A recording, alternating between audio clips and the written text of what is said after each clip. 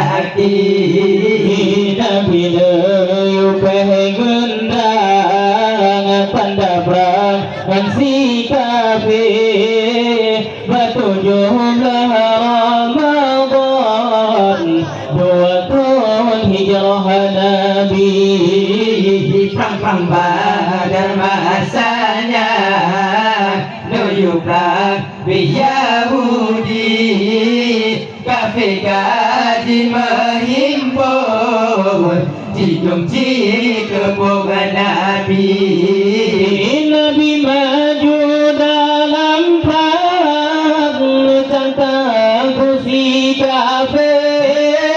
Hamzah kadang kuat kurang sampai tanah melih Bedah Abi Zubaidah berangkat ikut Nabi ada goda mepasang baju dalam peraga sapi Nabi leuy gendang tanda perang dan si kafir batu jumlah Ramadan 2 tahun hijrah Nabi perang Badar masanya nuyukan Yahudi kafir kaji menghimpun dijungji kebohongan Nabi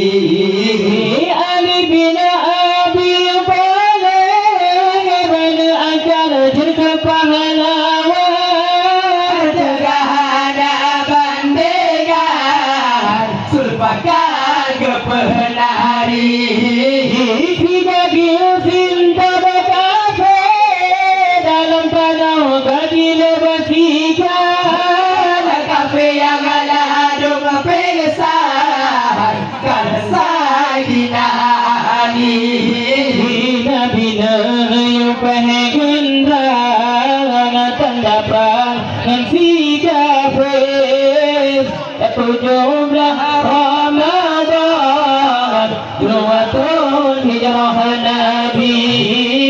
perang Badar masanya nuyukan